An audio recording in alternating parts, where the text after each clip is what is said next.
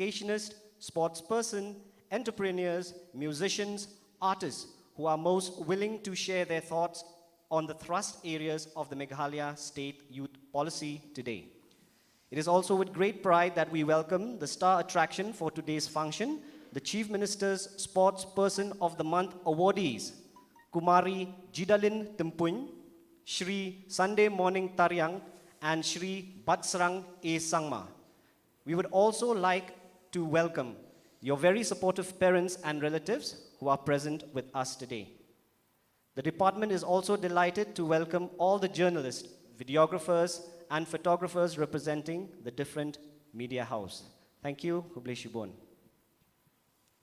Moving on to the first program of the day, may I request Dr. D. Vijay Kumar, Commissioner and Secretary Sports and Youth Affairs, to present the Meghalaya State Youth Policy. Sir.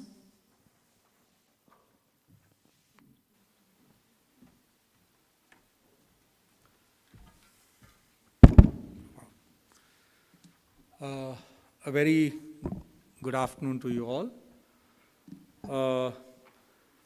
All of you are aware the Honorable Chief Minister is not able to be here in person, but he'll be joining us shortly via VC. I just want to spend about 5-10 minutes to set the tone for why we are sitting here, what is this whole conversation around the state youth policy, and why, an interaction like this is very, very important. Friends, there's a short presentation on, what this youth policy is about, or what at least the government is currently thinking. We obviously want to incorporate ideas, thoughts from a whole range of stakeholders, including all of you sitting here, and then give it a final shape. We already have a first cut of the youth policy and what are the areas that we want to focus on and all. But we definitely, this is a document, it's a work in progress, and we want to take views from all of you, and that's the whole purpose of this town hall that we are organizing here today. We also thought that it's a very, very important occasion to kind of celebrate sports and youth together, and in fact, the department itself is the Department of Sports and Youth Affairs. So under the, as per the vision of our Honorable Chief Minister, so we have the Entrepreneur of the Month Award. Similarly, the Chief Minister promised in the last Independence Day speech that we will also have a Sportsperson of the Month Award so that we are able to recognize people who are contributing immensely to sport and who are doing, and who just need to be recognized. So therefore, I think this whole program of the Sportsperson of the Month has also, we have gone through a process of selecting people. We have done it in one shot for 3 months, and we would like to celebrate and award them, recognize them today. So that's the second agenda. And the third one is, as I said, in addition to this meeting with all of you, we also want to gather the feedback on the youth policy from a whole range from all the youth themselves. So we have created a little portal, and we want to just open up a survey, and in 1 month, let's hope that maybe a large number of youth, we also made it attractive for people to participate and make it worth their time. So these are the 3 agendas for today. I'd once again like to welcome you, and I'll quickly run through the short presentation I have on, and which explains what the government's thought process is at this stage on this youth policy. Next. Let's go to the next slide. Frozen. Okay, before the slide comes. So, see, Meghalaya, we all know, I mean, India is a very young country, which means there are a large number of young people, right? As a percentage of the population, if you take under 35 age group, India has about 55% people in that age group. So India itself is a young country. But if you look at Meghalaya and Meghalaya's demographics, under 35, we have 65% of the population is under 35, which means we are a very, very young state. And this, I think, we have been emphasizing in a large number of fora. So there's so many young people, and we live also in a globalized world. Of course, now with COVID, it will become more localized, but still globalization is there to stay, which means that our youth have exposure to a whole range of international what is happening in the world around them, what is happening across the country, and the aspiration levels of the youth accordingly are at that level. So we have a large number, 65% of people under the age of 35. We have this interconnected world where the youth are able to, know and see, through their, devices, these telephones, what is happening across the world and the kind of opportunities that youth in other places are able to access. So this interconnectedness creates the need that we create those opportunities here as well, for our youth as well. So in the absence of those opportunities, both these 65% of the population that we have, there are two goals. One is we want all of them to live great lives, to feel empowered, to feel agency, to feel fulfilled, and B, to also be, economic contributors to the economy and to the society. So both at the individual level and at the collective level, if our youth have to reach their fullest potential, we need a coherent thought process, right? So that is the whole reason for the youth policy. So because, see, when we say youth, though this program is being done and the policy is being drafted by the Department of Sports and Youth Affairs, this is a multi-sectoral thing. It's not one department or one agency which can do. The whole of government, if you look at what are the issues of the youth, there is education, there is health, there is, welfare, so there is sports, there is music, there is craft, there is, environmental consciousness. There's a whole range of things. So can we move to the next slide? Is it possible? Okay, fine. Next. Yeah.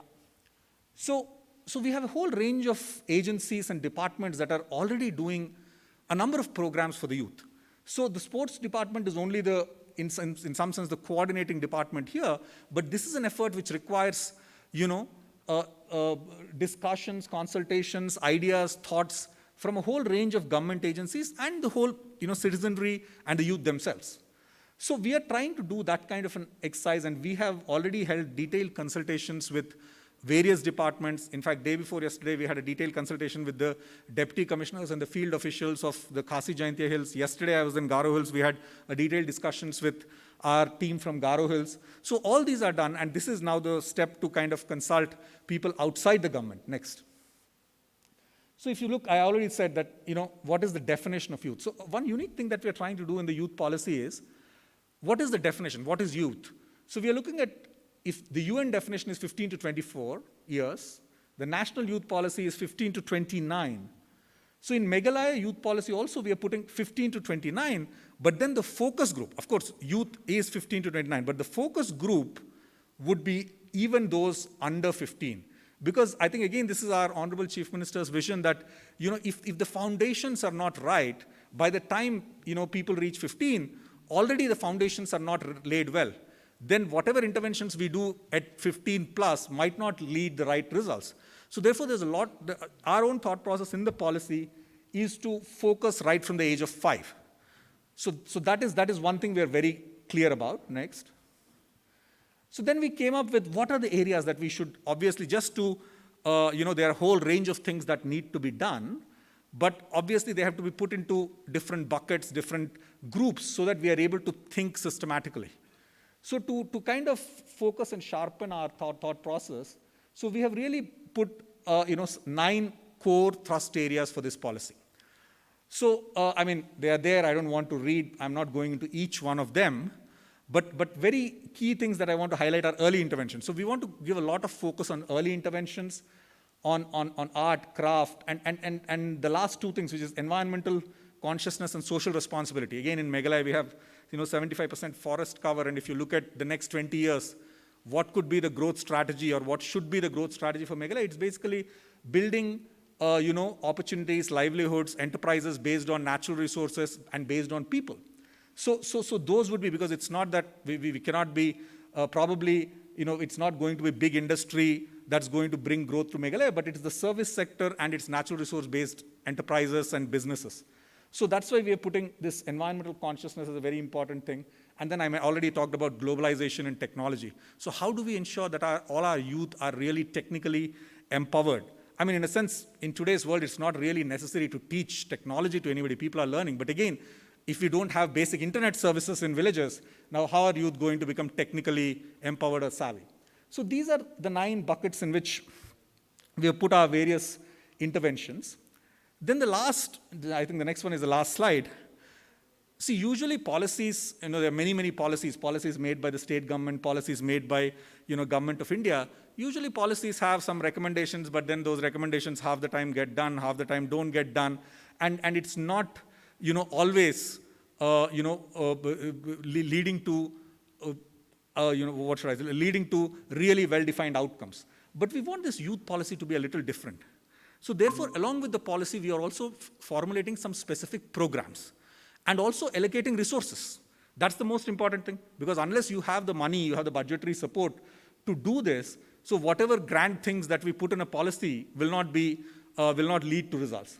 So some of the interventions that we have at this stage, we want to hear more, we want to gather more ideas, is to create some kind of a youth forum with focus on skilling. That word is missing there, but youth skilling forum. This is a very interesting idea which is being done in a couple of countries, which is that, see, here itself, we have a large number of youth who need to be skilled, and we have a large number of youth who can also skill people. So this is some of the lessons that we learned from our own mission football, for example. So we have grassroots coaches, and we have kids and young people who want to learn football. So the way we are thinking is to create a simple voucher system where we give some kind of a voucher to the age group which wants to learn the skills, and then they can pay to the people who are actually skilling. So the money also kind of circulates in the economy, and we can do something innovative and interesting to both create jobs for a set of people and also enable and provide skills for another set of people. So that is the whole idea. That's one very interesting thing we think we want to put in place. A second one is youth clubs. I mean, there are already a large number of youth clubs, but again, how to strengthen these, how to ensure that they are able to do systematically some specific activities, whether it is counseling, whether it is skilling, whether it is just providing a space, recreational space for young people to be. So that's another thing. A third one is this institutionalized competitions calendar. So we do have, again, Education Department has a number of school level, district level competitions, whether it is on math, whether it is on science. But again, we feel that these are all not very, there's no kind of defined calendar and defined set of, incentive structures, everything well defined. So we want to just make this more structured. Then, of course, there's a helpline. This is, I think, something that a lot of people were talking about. In fact, yesterday in our discussion in Garo Hills with deputy commissioners, everybody was of the view that at the district level, it should be a decentralized model, and some fund has to be provided, because we give small funds to the district level, and some in each district people do these programs. But they were talking about a dedicated youth fund where there's a committee comprising of not just the administration, but also representatives from the youth themselves, and who are able to kind of allocate these resources. So these are some proposed interventions which we have. As I said, nothing is frozen. Our timelines is to come up with a draft by early January, put it out again in the public domain, get feedback, and then latest, by the budget session, which is by February, get this policy and get it going, and then from April to implement it.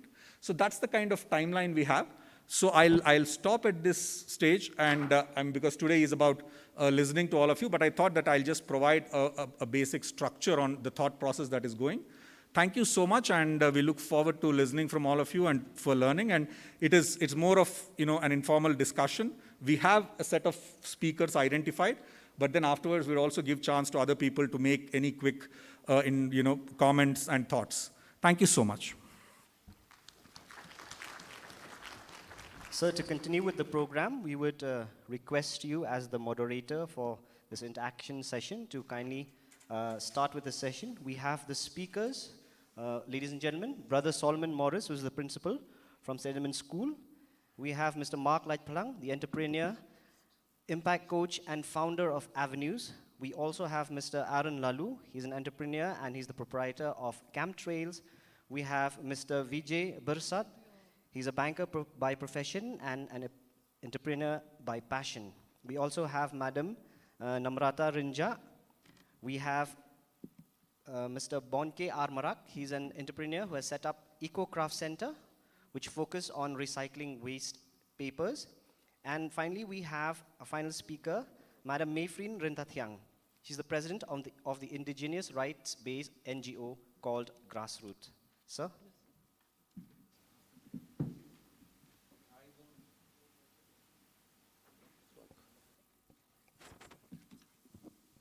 I think that's better. Okay, thank you so much.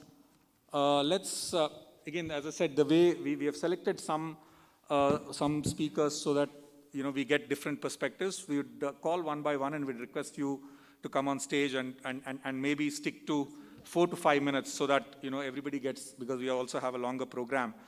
Let us start with our respected guest on the dais.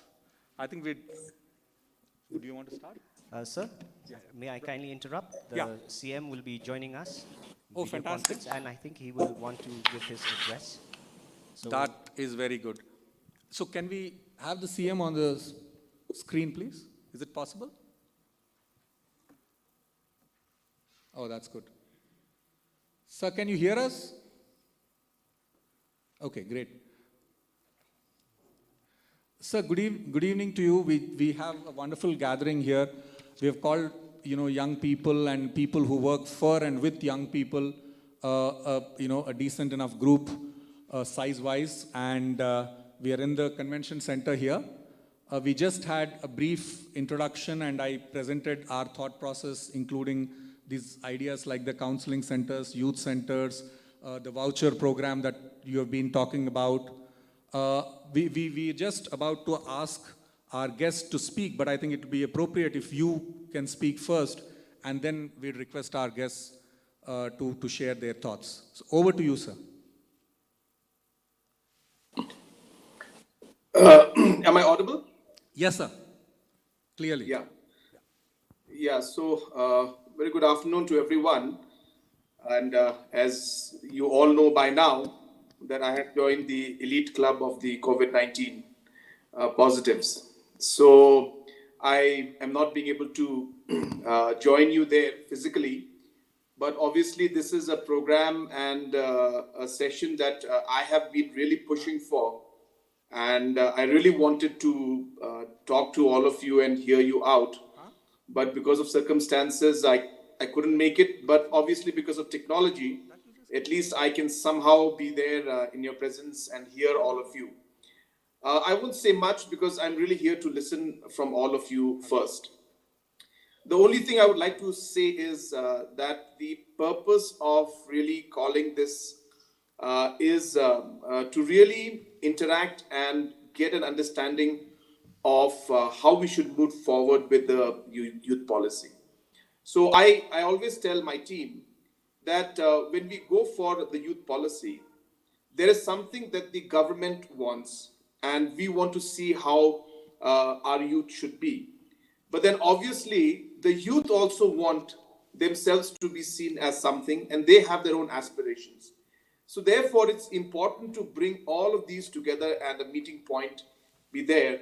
And this policy should be reflective of both the government's objectives and the youth's aspirations. So that's the reason why we are here to have a consultation and a discussion on how we should move forward. Just to give you a brief idea, the reason why we give a lot of stress on the youth policy is because we strongly feel that youth is our greatest strength. And if we can channelize the energy in a positive manner, it can be a constructive force. And if we are not able to channelize the energy, it could be a destructive force. So therefore, I'm not trying to say that youth is negative or positive. That's not my point. But my point is that the government and the society at large must realize that there is this energy and this power in the youth, and we need to shape it and direct it in the right direction. So that is why this youth policy is important. We are looking at many aspects like Dr. Vijay was just mentioning about having programs where we have a compulsorily skill training program. We're looking at having a compulsory, sports or a kind of a passion program where you're allowed to do what you really would like to do and learn more about it. We're looking at counseling centers in different areas. we're looking at entrepreneurship in this whole aspect. We obviously are looking at education and different aspects to add to it. Of course, education being a separate subject, but how will this youth policy also incorporate that aspect? We're looking at also the differently abled and how we could bring them into the youth policy, and the 41,000 people who are there in the state who have disability challenges. So all these aspects are areas which we would like to cover, and we really like to see that our youth becomes a youth force that is productive, that is patriotic, that is passionate, hardworking, sensitive to gender equality, sensitive to the environment. These are different qualities which we would like to inculcate in our youth. And how could this youth policy shape that and bring that forward is really what the challenge is. And I look forward to listening from all of you and your ideas, what you think they could be. And please be very, very free to talk, because you really need to discuss. I'll be sitting here for some time listening to some of the talks that go on, and you'll get this opportunity to really interact with us and the people who will ultimately frame this policy. So therefore, it's a great opportunity. Please utilize it, and please give your opinions and your ideas and suggestions on how we could come out with the best youth policy possible in the country today. So I would want our Meghalaya youth policy to be kind of setting the standards at a certain level, which other states then will follow. So that's really what I really want. So good luck with the program, and I thank Dr. Vijay and the entire team for having organized this. I thank all of you for taking your time out and coming for this program. It means a lot to all of us, especially to me. And once again, apologize for not being there physically. I'm sure all of you would not want me also to be there physically at this point in time. So it's good to join online, and it's good to at least be able to be part of this very, very interesting, and I'm sure which is going to be a very, very productive session today. So thank you very much, and good luck, and over to you, Dr. Vijay. Thank you. Thank you so much, sir. This is wonderful, actually. With the power of technology, we can see you on a big screen, and it's almost like you're here. So this is great. I was not very optimistic about this whole thing working, but I think we can hear you. You have to switch on your mic, sir. Oops, this is switched on. From where? Sorry. You want me to use this one?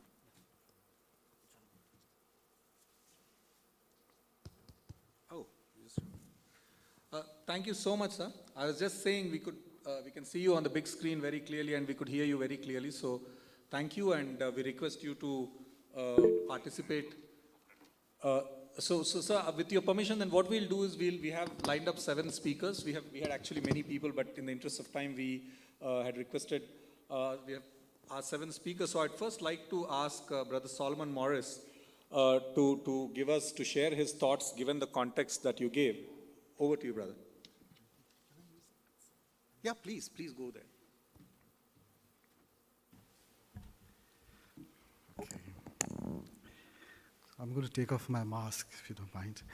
So first of all, Honorable Chief Minister, Shri Congress Sangba, Dr. Vijay, Srimati Manri Booth, and I would like to thank you, first of all, for inviting me to address this meeting.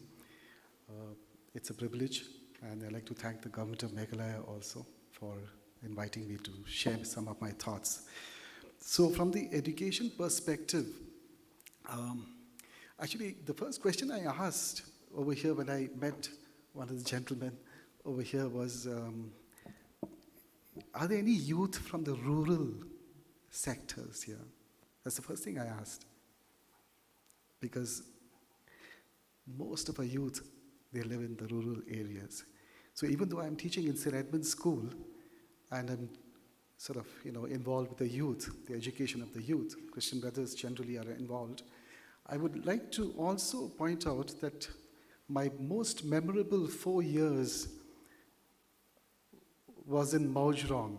I was in a place called Maujrong. It's out in the village. It's near Mokdok. And we were there for 10 years. Christian brothers were there for 10 years. and we had a school, and I was there for 4 years.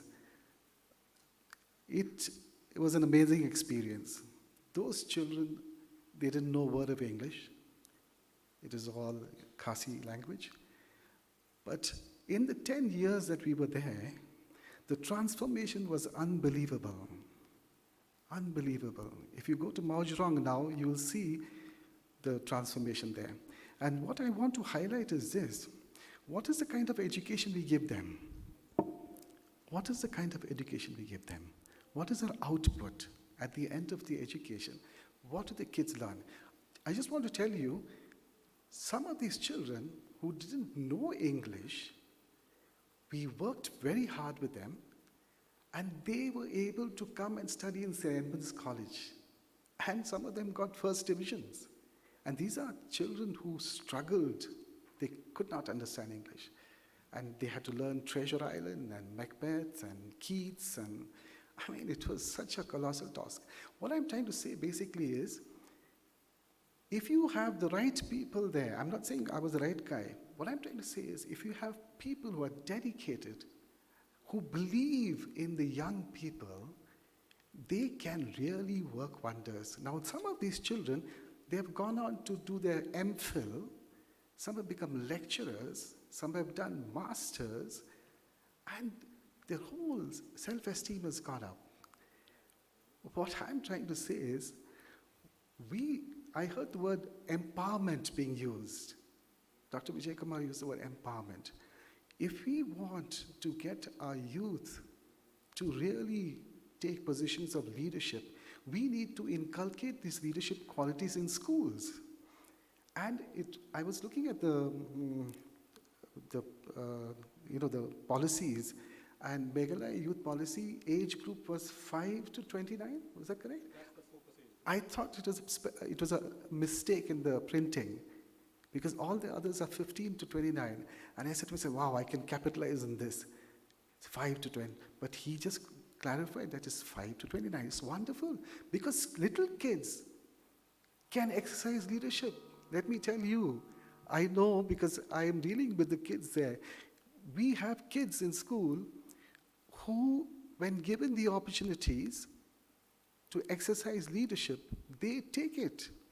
We have student councils from junior school, class 4 down.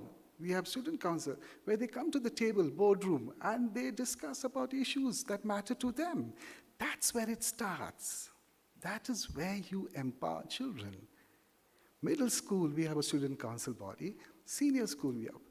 All our events that we have in school, inter-school activities, Edmundian Fest we have, where we invite 12 to 14 schools.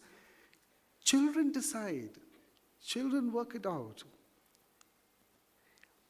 I'm going to push it a little bit further. Why can't we have the same thing in the rural areas? And I can tell you, when I was in Maujrong, those kids had leadership qualities. So what do we require? We need to make sure our teachers are trained to skill the children in leadership qualities.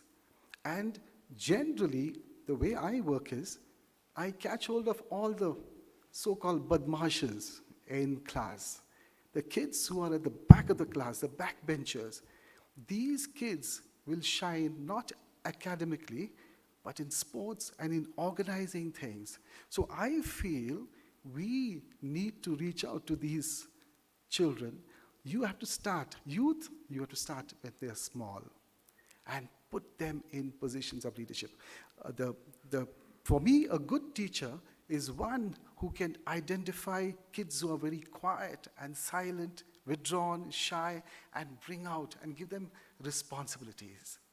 Put them on the stage, put them on the football field, on the basketball court, and draw them out. We don't have to be a St. Edmunds. No. I mean, I don't believe in it. I believe all kids are the same across all platforms. So to us, I feel if we get our schools right, if we get our teachers trained to spot talents, not just in one field, in many, that is the skill that we need where teachers can pick out kids who are talented. And every child is possible, it's a possibility. From impossible, I am possible. And that is what will lift the child. Give them a sense of self-esteem, self-belief. And I've seen children who are so withdrawn in the classroom absolutely become leaders. You know? So I feel, and therefore, what are we training them for? What are we training them for? Collaboration and teamwork, creativity and imagination, critical thinking, problem solving, and leadership skills. Can we provide opportunities for our children in school, whether it's a city school, urban school, or rural school? Can we do that? So I'll just quickly give you some ideas on what we can do. So these are the steps. Don't tell me that, oh, it's okay for St. Edmunds to have this. No. I worked in the rural school, so I can tell you it's possible in rural school also. We had kids organizing sports themselves in rural school in Marjoram. Kids did it themselves. All you need is just to facilitate them. That's all. That's it. The kids will take over. And they have tremendous imagination. So how do we make this happen? Let them be involved in the decision-making process. Ask the kids, what do you want the school to go? Where do you want the school to go? What do you want the campus to look like? What do you want the curriculum to look like? Do you feel that you need to reduce the syllabus? I always ask the class 10 children, other classes also, exam, what syllabus do you like? What would you want? Is it too much for you? Kids make the decisions. Give them the opportunity because they have something to say to you. So they can serve on a climate committee, site council, parent-student organization. They can be part of it. Student council and committees I mentioned. Student-led clubs and initiatives that they drive, okay? Student-led campaigns that promote a value or initiative they stand behind. The social justice programs. We had a group of kids who started something like the Fridays for Future. Those kids came out of, I'm not saying it's Edmunds, but what I'm saying is they got that passion to make a difference. Then you have kids who we have to give them leadership opportunities for more than just the leadership classes. Consider the playground, the campus, the classrooms, the projects, okay? Community service opportunities. How many of our schools believe in outreach programs? Tell me this. How many go out, to the vulnerable society, vulnerable population? Do we conscientize them? That is what bonds us together, no?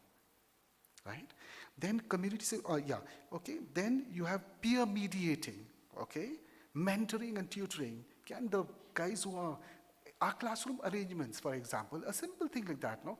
Can we put a guy who's a brilliant guy next to a weaker fellow? Why not? Arrange your classroom in such a way, so that they learn from each other, right? Then restorative practice leaders. A simple thing like this, when we have behavior issues in the school, we don't punish them. In a sense like, get the kids, okay, give them a sheet of restorative justice programs where the kid will think, go to a room, sit down, play some soft music, and the kid will write, what did I do? Okay, what did it do to the others? What are the consequences? Okay, what should I do so that it should not repeat again?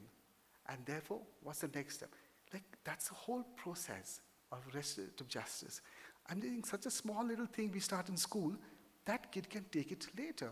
And then, when he goes to the society, he will learn how to deal with people who are, let's say, criminal-minded or whatever.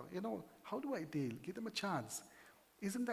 Aren't we sowing the seeds of justice over there? To me, schools, that's where it starts.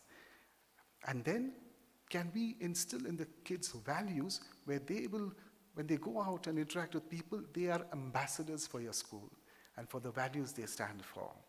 So these are just some of my small little inputs I want to see. School is a place where leadership skill starts and where we empower our children to do better. Thank you.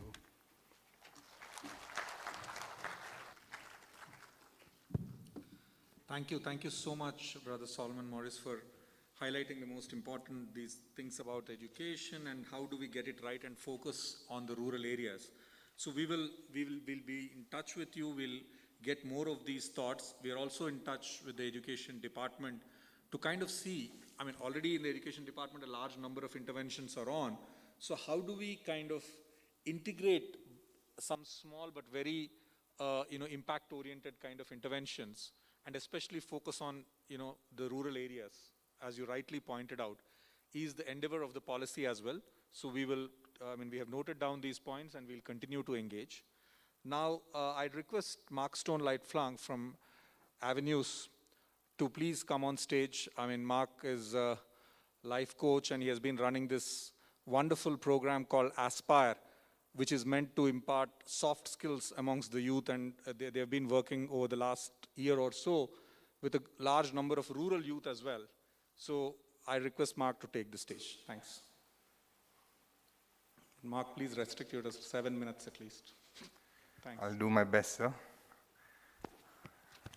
Brother Solomon, taking your example. First of all, good afternoon. The weight of this responsibility, I think, is not lost on any of us in this audience. Having to provide inputs for the very first time for a public-facing policy like a youth policy for the state of Meghalaya is quite a task. I've actually created, sir, a few notes here, and I would love to share some of these points with you. But I'm going to start with, first of all, greeting our Honorable Chief Minister. So thank you for joining us and being here. We know you have the vision to take this forward. We're very happy to help. Three things. Yesterday, we were at a very remote location in the southwest Khasi Hills called Hindriyoshnong. This is about 40 minutes drive away from Jakrem. There is a school there called Hindriyoshnong School. Tin shed, very few classrooms, and the children there are beautiful but not aware of what the word goal, aspiration, or career really means. For them, schooling is just a way of life, something you need to get done and complete. So I want to start with these three words. The words are, I don't know. When we work with youth in the districts, this statement, I don't know, is pretty much the order of the day. What do you want to do with your life? I don't know. What are you learning from school? I don't know. Where do you want to be in the next 5 years? I don't know. Our work has been to turn the I don't knows into, I'm not sure now, but I'm willing to take the steps to get there. And I think any youth policy has to protect these areas of youth development. The first is aspiration. Aspiration as a word is a very large umbrella and it encompasses so many ideas, but I think to keep it very simple and in marking my time, aspiration is the idea that I can be more, do more, and see more of me than what I'm told I can be. For aspiration to take shape, so you'll be very, very happy to know that following the last 17 years of our work, this is now our second year of Aspire in the districts. Last year we touched 5,229 youth. This year we're already on to our 1,201st admission as of this morning. What is happening is the talent pool in the state, if you look at the surveys we have created, I wish I could put this on the screen, but I will highlight the top 4 areas that young people in rural districts feel they are inclined to as a career. The first, sir, if you believe it or not, is teaching. It's the very first thing that a young boy or girl in class 10, 11, 12 says is a potential career for me. I'll get to the reasons later. The second is nurses, doctors, or healthcare workers, ASHA workers, Anganwadi workers. The third is, believe it or not, performing arts. The children we work with and the young adults in that age bracket of 8 years old all the way up to 24, for the majority, being able to sing is not just a hobby, it's something they desperately want to turn into a career. But there are absolutely no opportunities to make a hobby turn into a talent that's identified and then move that into the realm of a livelihood. It's like a chasm, sir. There's so much talent, but there's no opportunity to turn that talent into raw livelihood opportunities. And that will take some thinking. The fourth is, over the last 5 years, the trend has reversed. It used to be government service. The fourth, ladies and gentlemen, is entrepreneurship, especially for those over the age of 19. It's a different story for those under the age of 19, but as they quickly approach adulthood, the choice, number 4 on the list, is entrepreneurship. And number 5 are the defense forces, army, police, civil police, these sorts of positions. So these are the aspirations of our youth in rural Meghalaya as of today. Why teaching? Not because it's a passion choice. It's the next best thing to a government job with the least amount of hurdles to get in. Why health workers? Next best thing to an opportunity in livelihood. Why music? Because it's there, it's in my blood. I know I can do it, I can perform.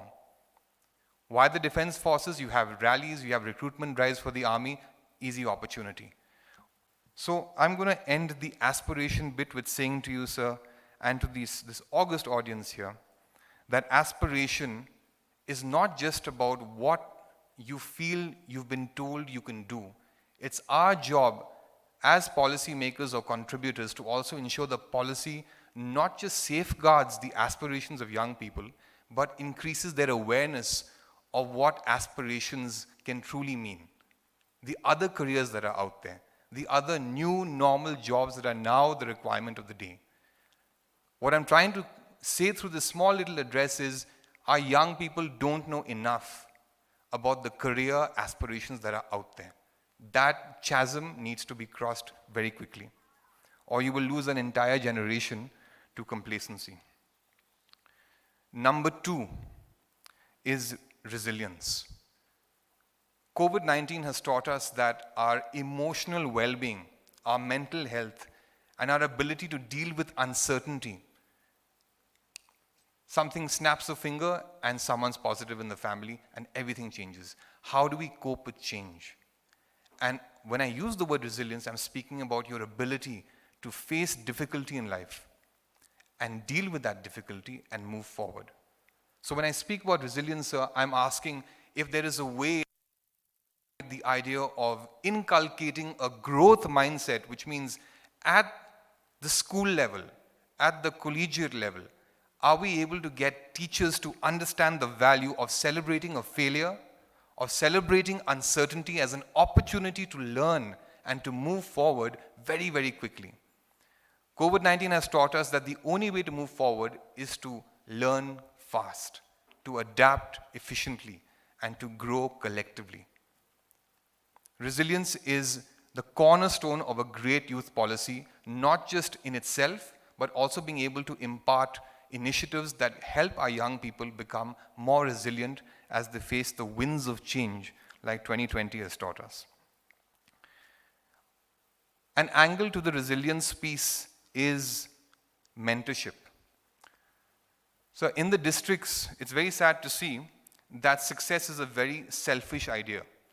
If I'm successful today, I will make sure that I do not share the knowledge of how I got there with my peers.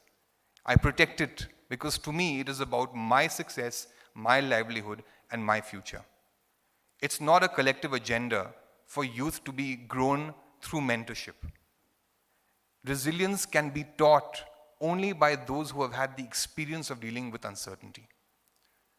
Mentorship is a very, very big aspect of our youth policy that I'm not sure has been incorporated yet. If it has, I'm very happy to know that. If it hasn't, I think that this is a huge gap where youth in the age groups of 19 to 24 who are still waiting for a job, maybe potential teachers, they want teaching careers, you have to understand what it means to mentor, to share from personal experience before you even step into the role of teaching, because teaching is not just a job, it is a calling to build a life.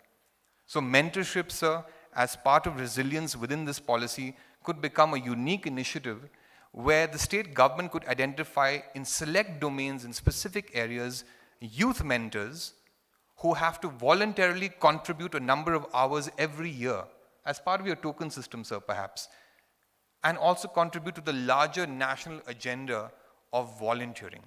I don't know if you know this, but 1.5% of the youth population of the country, that's it, 1.5% of the youth population of our country volunteer efforts in the year. That's it. That's how selfish we are as a community. Maybe Meghalaya could be a leader in that space to create volunteering efforts that would coincide with National Volunteering Week in mid-January every year. 1 week of teaching for the community, 1 week of mentorship in your domains, 1 week of contributing experience for resilience building in youth communities. Number 3, we've spoken about aspiration, safeguarding, building and protecting it. We've spoken about resilience, acquiring the mindset and the mentorship and the initiatives to build resilience. But most importantly, action. That's number 3. How do you take a policy from a piece of paper on a table that people wrote down and said we're going to put it into place into something that's actionable, that's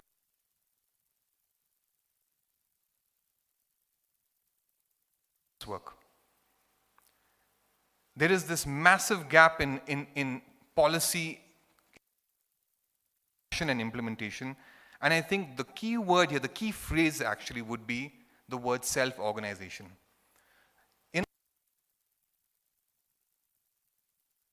Years old to 29 years old is the age bracket. We must also be confident enough to be bold enough to say that young people have the ability to self-organize, that we can create efforts on our own. The youth club, sir, is a beautiful idea, something that can be truly implemented. But to go with that, the only way to teach real action in community is by teaching them respect for labor, dignity of labor. And I want to leave this August audience with this thought. COVID-19 has also taught us that our own basic skill sets, carpentry, masonry, plumbing, electrical work, basic health work, there's a huge dearth of qualified, forget qualified, trained and competent manpower from our local human resource pools. It's the hugest scarcity. In European nations, it's a celebrated skill to be a mason, to be a carpenter, to be a plumber. The idea of our Honorable Chief Minister at his last assembly address was one passion, one skill for every youth. But how about that skill is a skill that's as basic as plumbing, as basic as carpentry, as basic as electrical wiring. And you have to, as a mandate from the state government, in class 11, when you get into class 11, you spend a whole month worth of modules and hours picking up a hard technical skill. So that when I walk into a room, yesterday when we had a graduation program for a small little group, our team on our knees and hands were banging a frame of wood, putting a flex together, because event management is self-organization. Putting together a big eating event for your community is self-organization, but you need the skills to do it. So that aspect of it, the hard technical skills to do the job that we depend on other people from other areas to do for us, if that could be localized, that's a brand new way of looking at livelihoods for the state. So I want to leave with that conclusion. And I know that we're all together for the same purpose, but our dream, and my dream, and I'm sure all of our dreams, is for the I don't knows to become I should know, and then to become I could know, and finally to be I do know. Thank you.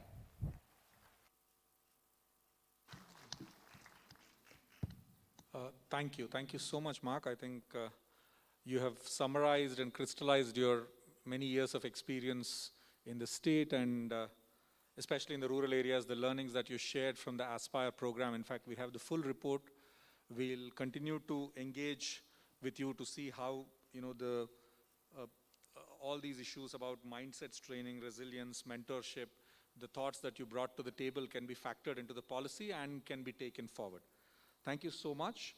Now we move on. I'd like to invite our third speaker, Aaron Lalu, to come on stage. So Aaron is an entrepreneur. In fact, has been working, among other things, with a lot of rural youth on tourism-related issues, training them on adventure sports, and a whole bunch of things. So I'd request Aaron to take the stage.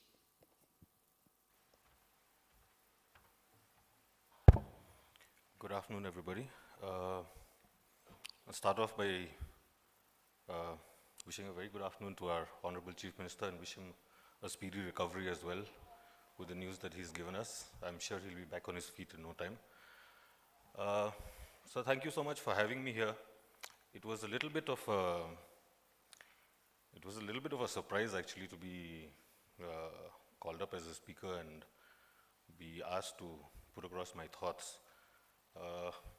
I might not be as probably as articulate as Mark putting across all these ideas. There's just a few things during the course of this program that I grabbed onto.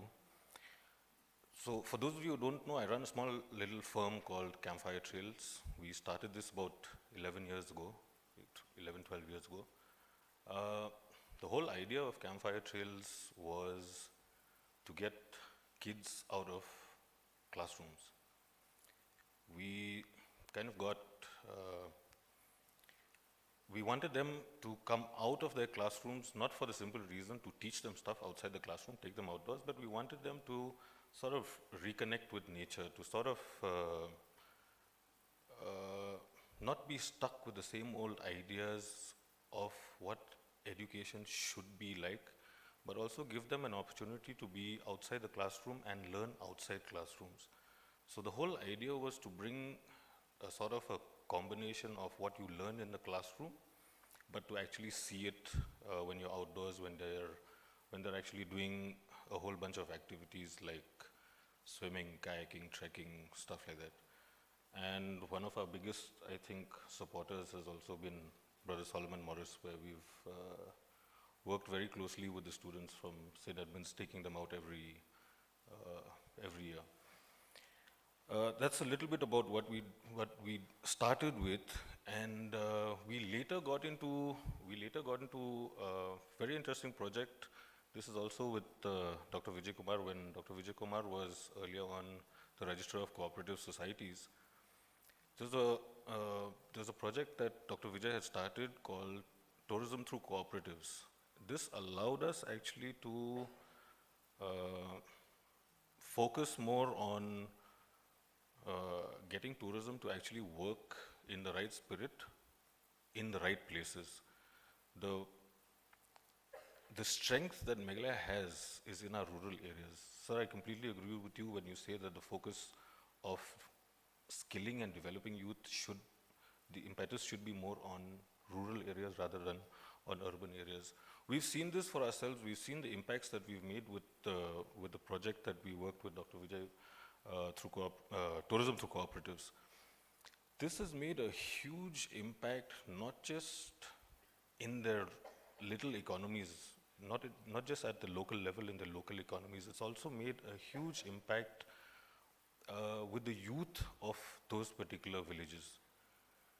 They've learned skills that they never thought they could. I mean, they could never even imagine that you could actually earn a livelihood with acquiring simple skills that our guys in the rural areas are born with. Let's sort of agree that, physically when we look at our physical natures, the guys in the rural areas will obviously do a lot more physical work, right? They're physically a lot stronger than us in the rural areas. Now, if we were to take advantage of just this aspect of their physical nature, which we did through training guides and through training, not guides, when I say guides, it's not just boys, but it's also a whole bunch of girls that actually work as guides today in the rural areas. We're talking about somewhere around, the villages that I've worked with, we're talking about somewhere around 18 villages. So you're looking at boys and girls now acquiring completely new skill sets, which they're actually using to earn a livelihood. You've created a small little economy that now revolves around tourism. Of course, with the crisis that we faced with COVID-19, that's another story altogether, but this is also an opportunity for us to upskill. So in as far as anything that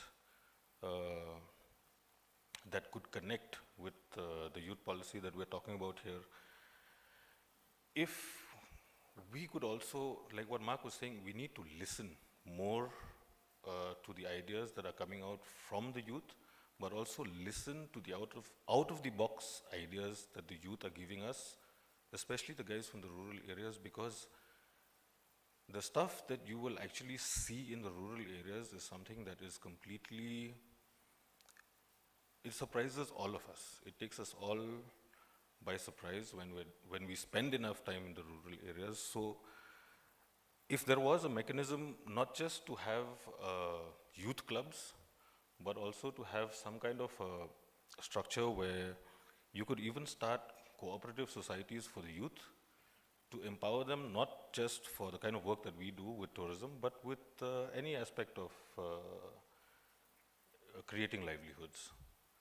So with that, I think not too much to say also. Is just about what experiences I've had in the field, especially in the rural areas. And I think I'll end on that note. Thank you so much, sir.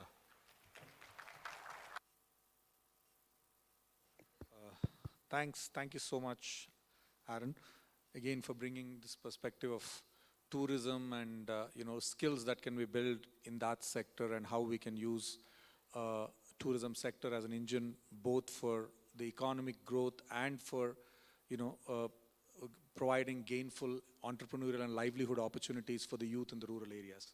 So we will have we'll have a very strong focus on this in the policy. Now we move to the fourth speaker we have.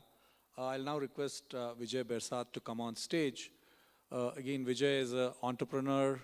He has been working with the farmers for the last many years, and has been able to create really this agricultural and food processing sector. He has been really able to demonstrate the kind of heights that we in the state can go to. Over to you, Vijay. Thank you so much for the warm introduction, Dr. Vijay Kumar. Very good afternoon, especially to the Honorable Chief Minister. Pray for speedy recovery for you, sir. And ladies and gentlemen, this is a platform that I did not expect to be invited on and to deliberate on the youth policy of the state, but I'm very grateful to the department for considering me worthy of it. I want to speak about entrepreneurship since I'm being one of them. And I think I'm one of the youngest entrepreneurs here in the sense that I'm just 5 years old in my entrepreneurship journey. And I've seen, I've heard, and through this turbulent journey, but at the end of the day, it's worth taking it, So there's a few things that over the past few years that I've realized and I've seen, and I would like to emphasize on these, is that whenever any government creates an entrepreneurship policy or the policy on the youths, the emphasis has always been on the entrepreneur. We always forget the entire ecosystem, But what makes or breaks an entrepreneur is not he alone, It is the ecosystem that actually helps to make or break it. For example, I'll just say, if I want to open a shop, I'll need a licensing, I'll need this, I'll need that, I need to know my taxes. But how do I go about it?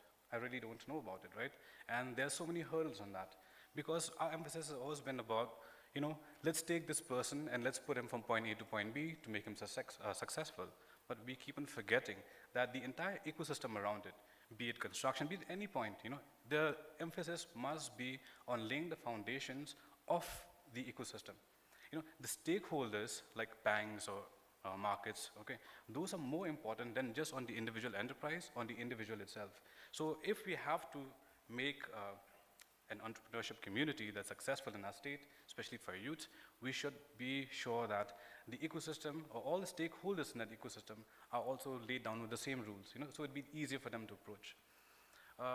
For the second bit that I'd like to put across is rural entrepreneurship. Last week, in fact, the Indian Entrepreneurship Foundation and my organization, Coax, has inked an MOU, wherein we're taking entrepreneurship. There's a masterclass program of which I have been honored to be a part of in 2015, when it was just the onset of my career as an entrepreneur. And we are planning to take this to the entire country, starting with the Northeast, since we closely work with the Northeastern people. But the emphasis, again, is not on the people living in the urban-centric areas itself. It's about at the rural levels. When we talk about entrepreneurship, we think of Elon Musk, we think of Mark Zuckerberg. We forget a small person who's been selling chips or kwai or juices for the past 20, 30 years and feeding a family of 5, put him through college, put him through engineering college or a doctor, and drives a car. I mean, that's an entrepreneur without any fancy terms, without anyone investing in him, but putting his time alone, you know. Skills and luck, you know, they're not the only thing that makes an entrepreneur. It's actually the hard work that they put into it. So that's what we want to emphasize upon. Rural entrepreneurship has to be taken when we say, you know, do not come for classes to, you can't teach entrepreneurship for that matter. In our module, what we want to do is basically have leaders or have entrepreneurs, could be first generation, could be second generation entrepreneurs, go into a particular setting, sit, have a close group of 14 people, share your experiences with one another so that we know how to go from point A to point B.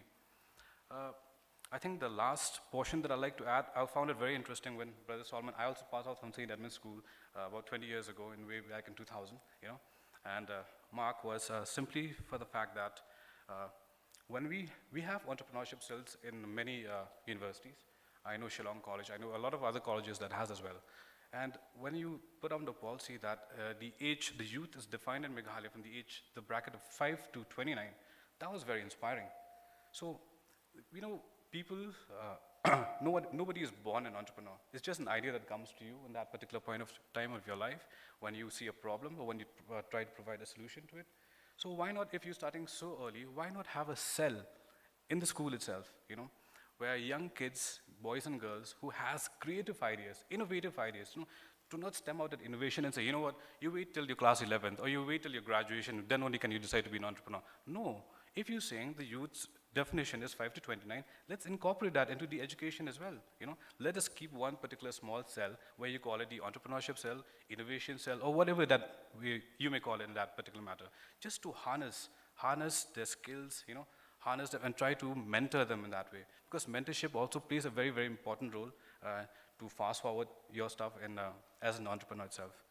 I think these are the few things that I wanted to share, because this again was the last moment, and thank you once again for having me on the dais, and I hope that you consider these ideas we've just shared. Thanks a lot. Yeah. Thank you so much. Again, bringing the entrepreneur's perspective, and again with your focus on rural entrepreneurship.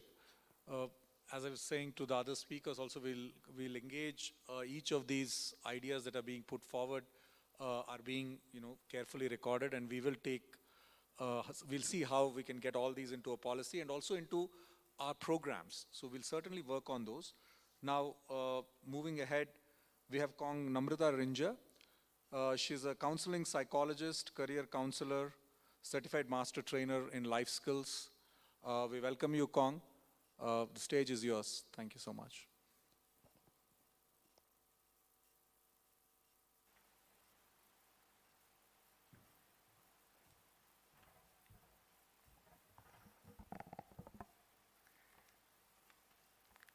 Thank you, sir, for your kind introduction.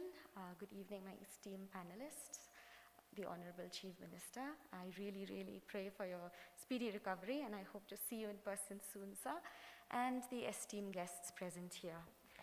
Well, I've been given a topic that is so much a part of our everyday lives. I think with the pandemic, it has just brought to light and hit us really hard how important paying attention to mental health and well-being is, irrespective of whichever age group we fall into.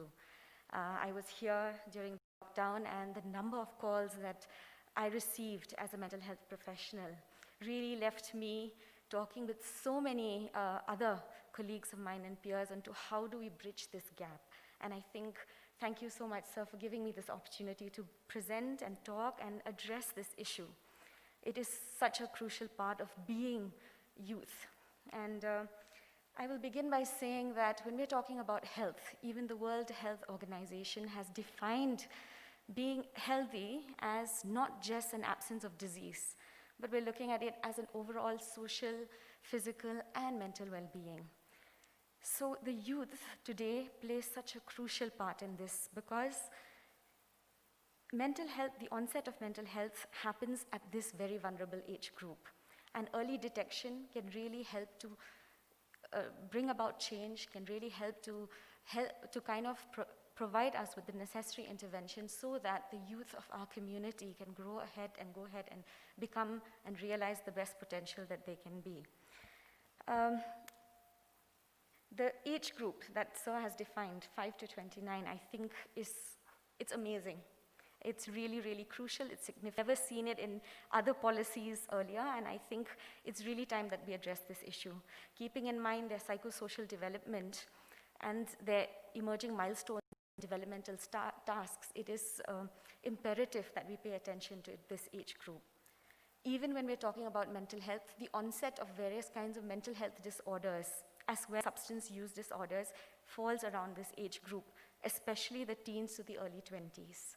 So it's so crucial for us to provide early intervention. So today I am standing here with having a dual kind of a perspective.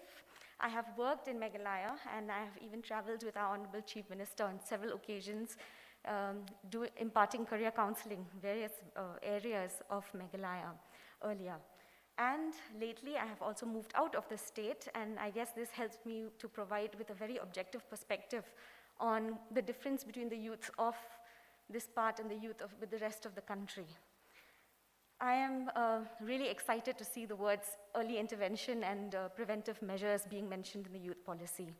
It is really, really important, and significant studies have shown that early intervention, the right preventive measures can really help combat mental illness, can really help with the prognosis and treatment of mental health disorders as well. So when we're looking at this, establishment of counseling centers is crucial. But I'm standing here as a counseling psychologist today telling you that this word has created a lot of fear and psychosis and stigma. So one crucial element that I would like to recommend is, instead of calling it a counseling center, why not promote it to a holistic well-being center or a holistic wellness center, where we are looking at development of the youth from a holistic perspective. That includes whatever everybody has spoken today: life skills, imparting of life skills such as creative thinking, as Sir Solomon has spoken earlier, talking about helping them manage crisis. We have had kids as young as 7 who are currently experiencing stress, something that we had never seen earlier. Stress, fear, psychosis at such young ages. And it is time that we do something about it. So having a holistic well-being center with attention to imparting life skills in creative thinking, life skills in self-awareness and self-esteem, life skills in gender justice, gender sensitization, as well as understanding your mental health and how do you deal with it. So these can be conducted in the form of workshops in the school curriculum as well. Any kind of studies will tell you that having school-based interventions have proven to be really, really effective while dealing with and promoting mental health of children and the youth. Apart from having a life skills workshop or a curriculum within the system, having the counseling cell under this well-being center that looks at the child from a psychological perspective. So they're having a psychologist who will help with detection of mental health issues, interventions to be meted out, as well as family therapy. A crucial element, again, of this is career counseling. When we're looking at career counseling, so far, whatever we have seen, practices that are quite Western have not worked in our culture. So taking into context the indigenous psychology, the practices of the community, livelihood planning that is prevalent in our community. Like, so I think you'd be very interested to know, in our career counseling sessions, we found out that, like what Mark had seen, a lot of students had highest potentials in music and performing arts. Now, where do we link them in the world? I can't tell them to go and become an engineer because it's viable. So I keep trying to figure out, and this is where Mark and I have had continuous discussions where we get stuck. What do we do with this gap? Don't our children deserve a future and a life and a promise? And we can't tell them don't have dreams of this big, or don't think of going beyond the state. So something that will help them be empowered to use and harness their potential. I think that is what the Holistic Wellbeing Center should be all about. An important aspect of wellness and youth is family. All our interventions should be family focused, whether it's career counseling, whether it's psychological interventions or life skills development. Studies have shown with family members, especially guardians and parents, being involved in their well-being and growth of their child, a child thrives, feels supported, and there's very less chance of a child slipping into distress and mental health disorders. So, sir, here I would like to take into consideration, let us make this whole youth policy a very holistic one, looking at it from the community perspective, including the church or religious institutions. They play a huge role, understanding educational institutions, as well as parents, guardians of the child.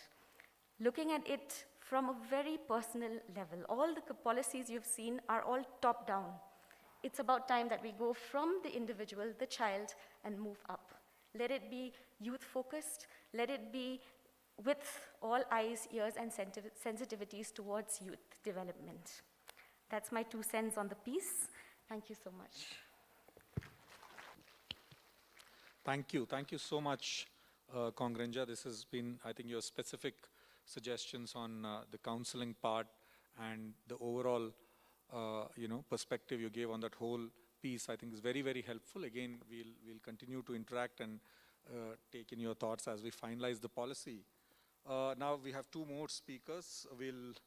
I'll request Bonke R. Marak, who is again an entrepreneur, who is in fact one of the Chief Minister's Entrepreneurs of the Month, one of the enterprise promotion program that we have. He has traveled all the way from Garo Hills. Is he around? Bonke?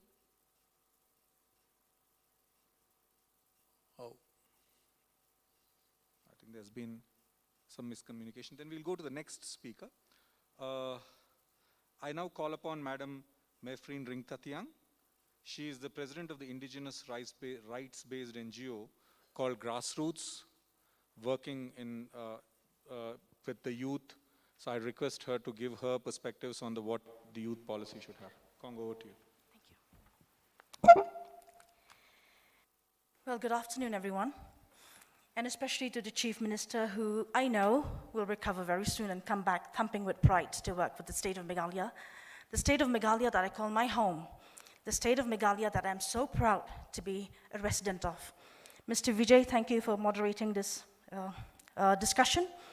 Like Vijay said, this has also been a last-minute invitation to this. Nonetheless, very grateful that I can be a part of this formation of a very important document, a very important paper that we call the policy, that hopefully and prayerfully turn into an action that our youth can fully be transformed. Well, I am standing here. I mean, I've been hearing a lot of I would say they're all my partners and stakeholders in what we are doing and trying to make a change and trying to do something for the state of Meghalaya that we love. We could have done something else, but we are here because we love this very state. But most importantly, I am here personally because I'm a proud indigenous Khasi woman. And in the component that Mr. Vijay had shared on the youth policy on arts and culture, forgive me if I'm wrong, but apparently the connotation to arts and culture is basically only dances and attires of the different indigenous groups of my state, Meghalaya. We have, I think, long been forgetting our identity as an indigenous community, Khasi, Garo, or Jaintia, our languages and dialects, which we have forgotten. Unfortunately, too much emphasis is being laid on the ability to speak English, but have lost the ability to speak our own dialect and our own language in the process. If that is the process that we are going to or going through, then my dear listeners, our race would be lost. So I am standing here to revive that. I'm standing here wanting to talk about arts and culture, not just attires, music, and arts and crafts, but also the identity that we believe in, the identity of self-determination. But that being said again, many of our young people that we work with and work in the different parts of Meghalaya, Garo Hills, Dianta Hills, and Khasi Hills, it is so sad to see them, to know them, how politically unaware they are of the situation in the state. Unfortunately, the idea of politics is the assembly election. The idea of politics is only, sorry to say this, but being only in the 60 seats that is being laid for you to hopefully make a policy change. So what I mean by political unawareness amongst the young people is the ability to organize themselves, is the ability to know their rights, is the ability to understand what we are here today, what this policy is all about, and the ability to question this policy if it has gaps. Let's question it. It's not the ultimate document of our young people. And our young people have to be empowered with all of these knowledge.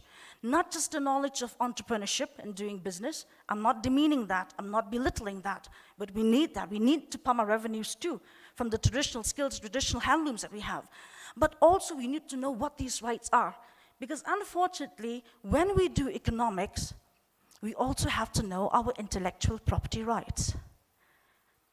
If we do not know our intellectual property rights, my God, all of our skills, looms, culture, identity that goes with it will be completely submerged under the names of A, B, and C company. Well, I'm standing here to say and to tell you, no more. No more will our identity be submerged. No more will our intellectual property rights be manipulated. No more will our identity as an indigenous group with proud language, proud culture, proud skills, and proud arts be taken for granted. I am standing here again in gratitude to the Department of Sports and Arts, Youth and Sports Affairs, in gratitude that actually they have invited each and every one of you, hopefully launching this portal, where we can actually hear the voices of the young people. The voices that matters. The voices that needs to be heard. The voices that can question even a silly question. That platform, that foray, that space has to be given fully and not being manipulated with. It saddened me to also see that we talk of rural youths all the time. We talk of rural entrepreneurship all the time. But are we really proud of them when they come to Shillong? I mean, I'm just citing an example of Shillong. How many of you do actually go to the market and interact with these rural entrepreneurs? They don't have a tag, they don't have a label, but they are entrepreneurs. How many of us are actually proud to say that I come from A, B, and C village? Well, these are the questions I'm also putting forward to each and every listener here today, and hopefully to each and every listener around, that how many of us is actually proud to be a Khasi, a Garo, and a Jaintia? I am a proud Khasi. I know that for sure. But how many of us can actually go out there and say, yes, I am, this is my identity, this is where I come from, and these are the values that I come with. We all have values. And the reason why I'm saying this, I'm telling you over and over again, because we have worked with many rural youths, and trust me, just recently, during the past 3 months, 156 young people have actually become rural entrepreneurs in 3 months. Because it started with understanding, empowering the traditional, cultural knowledge as a value proposition to the world, as a value proposition to your community, as a value proposition to the cultural identity that you have. So if and when, if is too negative, I say when we imbibe that identity with our young people, trust me, Mr. Conrad, Sangma, Mr. Vijay, trust me, rural immigration will be completely reduced. And now we have rural immigration to the urban areas, let me just cite only Shillong, and look for jobs, with due respect to my language, for petty jobs, when in fact the richness, in fact the value, is much more in the villages than in Secretariat office. So this is a pragmatic experience that we've had with young people, and oh my God, when I saw these 156 young people who were trained both hard skills and soft skills in 25 days, when I saw them doing a fundraising for their own enterprise, raising 10,000 a day, it amazed me that in 25 days they can do much more. In 25 days they can do so much. Imagine in a year. It only takes us, you and me, to empower that knowledge and turn it into a value proposition and turn it into money. It's all up to us to push them forward. Well, Mr. Vijay, I will not take much of the time of this audience and the other listeners who are listening, maybe through online portal, but in 2018, sir, we had a youth parliament where 150 young people came to the youth parliament from the different districts of the state. And they came up with this document. And I'm proud to say that my friend Mark was also part of this document. And they came with this document articulating a document of which maybe looked like a policy, sir, which I will give it to you, in 2 days. Imagine what they can do in a year. In 2 days. I'm not just saying young people who came from institutions, colleges, and universities. We also had rural youths in that congregation. And this paper actually added value to that youth parliament. And we need more spaces like those where young people can actually voice their concerns. It's amazing when you hear them. So let's keep hearing them because their voices really do matter. Thank you.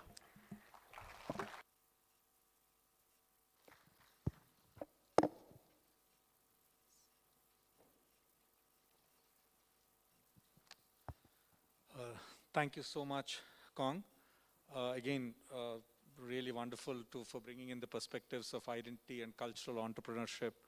We'll, and this wonderful document, we'll engage, as you said.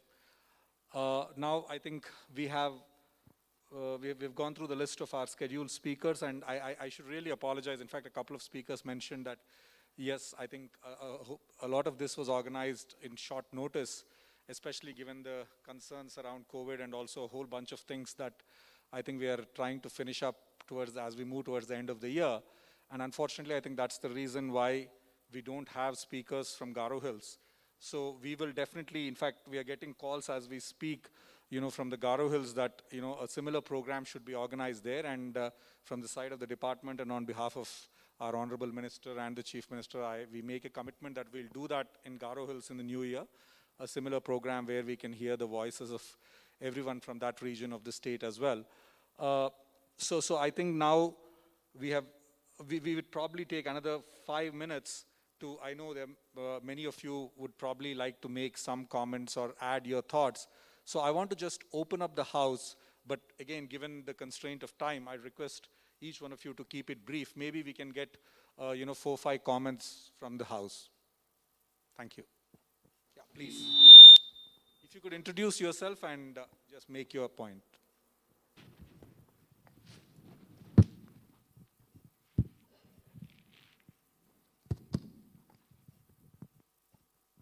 Hello, good afternoon to you all, especially our Honorable Chief Minister, and to you, sir, and all of you who are present here. So, I am Kansai John Thongni from West Kasil District. I represent from the youth from West Kasil District. So, listening to to those who have given us a thought and speech, starting from Brother Simon, we have heard that student councils, it's very important to improve the leadership of the young. Yes, we had exercise in our school when I was in class 11. We formed a student parliament in St. Peter's School, Nongstoin. So this student parliament in schools it's like we exercise like the parliament, that there are ministers in charge in all the department, sports, music, and all. No? So this student parliament also helps us to improve leadership, to exercise the best way to exercise, to improve how to lead our state in a proper way.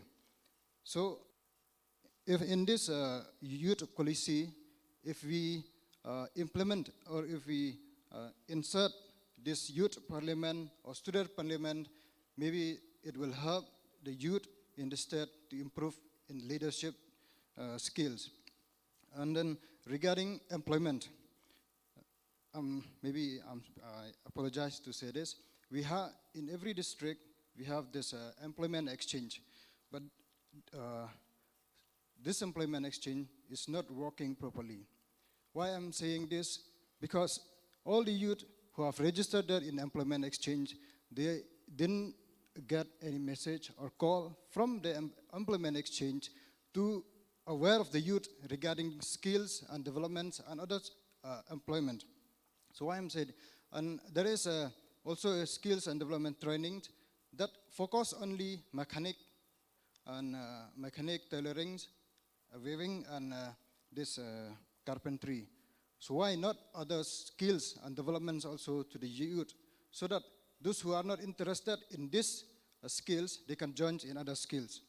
These are maybe, sir, if it's like soft skills, and there are so many skills that youth can take part, can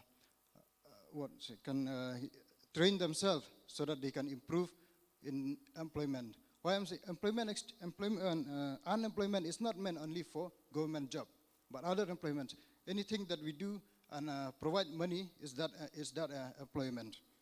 So regarding sports in rural area, there is no proper field, whether football field or basket field. So to emphasize this, to empower the youth, we have to think about the rural areas also. Give them proper play field, basketball or any games for the rural area, so that they can have the chance to take part, to compete with the urban areas. And regarding schools also, we see in the rural areas, school are dull. We still use blackboard and chalk. That is dull. Black is dull. So the building also, glass are broken, doors are broken. So how can we expect a bright future from a dull building? We have to see that in rural areas, so buildings, schools building are attractive, so that there are less number of dropout students. If the schools are not attractive, the number of dropouts will increase. So I'm not taking too long. So I guess all the departments of the government, they have the rules for the youth. Example like agriculture, to encourage the youth for agriculture, and then sport. In employment exchange, I came back to employment exchange. Why can the youth they can register in many skills, all the skills they can, those who have completely training for the skills, they can register in employment exchange. Suppose now I am build a house. I need a painter. I just call or I visit employment exchange. Then the employment exchange provide me the list. These are these who are complete this training. So from that I can call them. Then they got job. So employment exchange are not registered only for government sector. They should also register for private sector, even though individual sector. So that those who need, they can go to employment exchange. Employment exchange provide the data. You'll have to keep it short now. Okay, just 1 minute. I just want to give chance to, if you could please conclude, because I just want to give chance to one more person, maybe the Kong here, and then I think we'll have to end. We will take your points in writing. If one more, sir? Okay, so last, please. I just give the point. So to empower youth, we have this, creating a productive workspace, then develop a strong and healthy generation, instill social values and promote community service, facilitate participation and civics engagement, then support youth at risk and create equitable opportunity for all. So all, thank you for your time, sir, for opportunity. Thank you so much. Thank you. Thank you so much. Yeah. Please introduce yourself and make your points quickly, please. Good evening, sir.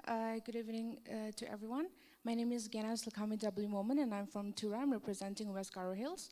So, sir, as you have in one of your slides, creativity through arts. So, sir, I would like to tell you that I am not sure if everyone is aware of the app called Fiverr.